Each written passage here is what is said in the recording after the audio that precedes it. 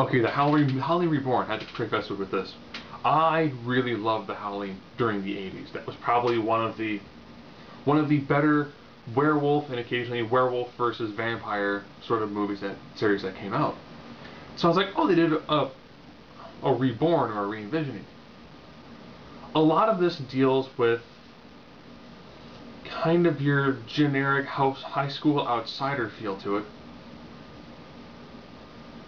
And I don't want to say it has a Twilight-esque feel to it because it's actually enjoyable and they actually make jokes in reference to Twilight. But had it take place in that, weird kind of like awkward end of high school era, you can tell they were kind of going for the, yeah, we get it, yeah, vampires, they're hot, they're sparkly, whatever. What about werewolves though? So what you find out is the main character, you find out pretty early on that his mother was attacked by a werewolf while he was in utero.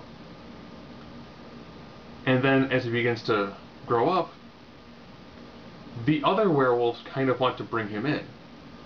So essentially, he's kind of like an alpha. Not really a huge spoiler because the opening scene is what happens like an hour into the movie.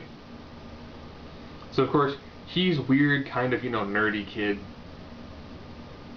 He has a crush on this one girl who's kind of the hot, kind of outsider girl.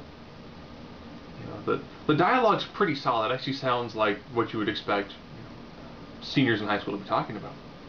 The weird his best friend who's like the movie geek.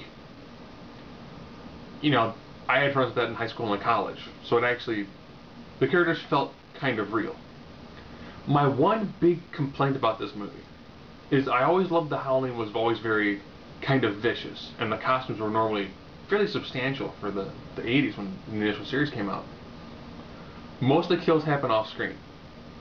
So you walk into a room and there's just blood everywhere and body parts. And you're like, oh, I wanted to kind of see that.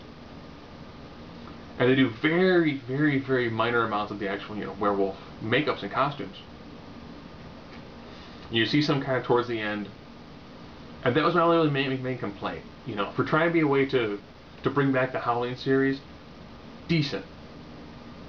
To do something where it's like Twilight has made vampires suck.